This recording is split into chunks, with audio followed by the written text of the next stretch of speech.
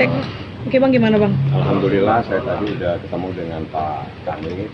Pak Kanit juga menjabarkan bahwa proses tetap jalan dan juga dia lagi proses mencari daripada terlapor untuk segera dibawa paksa atau dibawa untuk diperiksa ya sesuai dengan KUHAP. Jadi saya cuma minta mohon proses ini berjalan dan dia juga bilang prosesnya tetap berjalan sebagaimana proses hukum. Jadi tidak ada yang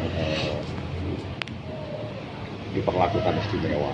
Jadi tetap proses berjalan dan memang karena sudah dipanggil 2 kali nanti lebih lanjut itu menjadi kewenangan penyidik ya. Saya tidak akan menanyakan tentang teknis dan sebagainya. Yang jelas kami sebagai kuasa hukum mencari keadilan, mohon untuk dapat diberikan keadilan kepada pelapor dan korban. Itu yang saya harapkan dan alhamdulillah mendapatkan tanggapan yang luar biasa oleh Pak Kanit bahwa itu tetap akan diproses sebagaimana proses hukum yang berjalan. Kapan memulai bakal di... Ya itu tanya penyidik karena bukan saya yang melakukan pemanggilan dan sebagainya. Cuma saya bilang sampai di mana prosesnya, proses karena memang dipanggil 2 kali tidak hadir. Langkah selanjutnya adalah memanggil dengan upaya paksa atau dalam menurut KUHAP itu dibawa ke Polres untuk dimintai keterangan sebagai saksi. Seperti itu prosesnya. Bang, terkait mimpi yang katanya keluar dijagain oleh beberapa... Saya tidak bisa masuk hal-hal yang saya tidak tahu. Saya coba ditanyakan sama yang bersangkutan ada apa. Yang jelas kami tidak bisa menjawab pertanyaan yang nggak ada kaitannya dengan proses hukum yang tadi. Yang jelas saya tadi sudah ketemu, alhamdulillah Pak Kanit juga menjelaskan bahwa ya dia lagi proses untuk membawa dan itu teknis ya. Saya tidak akan menanyakan teknis bagaimana penyidik untuk membawa seseorang. Itu saya tidak bisa masuk ke sana karena itu adalah kewenangan penuh dari kepolisian. Teknisnya, kapan dan sebagainya kami tidak akan bertanya dan tidak boleh bertanya karena itu menjadi rahasia mereka, rahasia penyidik semua. Bang, sejauh ini pihak Nindi sudah ada komunikasi kah dari laporan tahun lalu sampai sekarang gitu ke pihak abang gitu? Laporan maksudnya kan pernah didatengin disuruh mencabut laporan tapi Rini tidak mau mencabut karena suami saya tidak akan pernah berubah. Suami saya sudah beda, suami saya dalam bahasanya dia waktu disampaikan itu dalam keadaan sudah error. Jadi Sulaiman itu bukan Sulaiman dulu, sekarang error bawa mobil udah kadang salah jalan ya. Jadi dan kadang sakit belakangnya itu masih ada. Berarti masih banyak, maksudnya dampak dari kasus dugaan penyekapan ini traumanya masih besar Bang? Masih sampai sekarang. Dia kalau bawa mobil kadang masih ketakutan, lihat-lihat belakang. Oh, maksudnya dia suka bilang masih suka kepikiran kasus kejadian itu kah? Atau kepikiran intinya atau seperti apa? Masih ada dan videonya ada sama saya, dia menyampaikan sesuatu tadi. Berarti ketakutannya sangat-sangat besar ya Bang? Sangat besar ketakutan.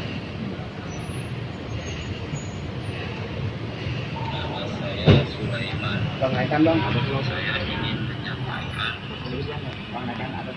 Pesan dikit Bang, boleh Bang? saya pernah klarifikasi soal penyekapan terhadap diri saya dan saya bilang tidak ada penyekapan atau perampasan kemerdekaan terhadap diri saya karena saya di bawah tekanan dan yang benar adalah memang benar saya disekap selama 30 hari tidak boleh ketemu istri dan anak-anak saya. Dengan ini saya meminta kepada Bapak Kapolri memberikan saya perlindungan hukum.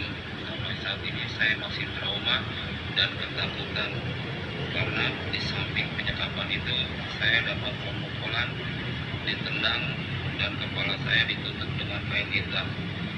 Terima kasih.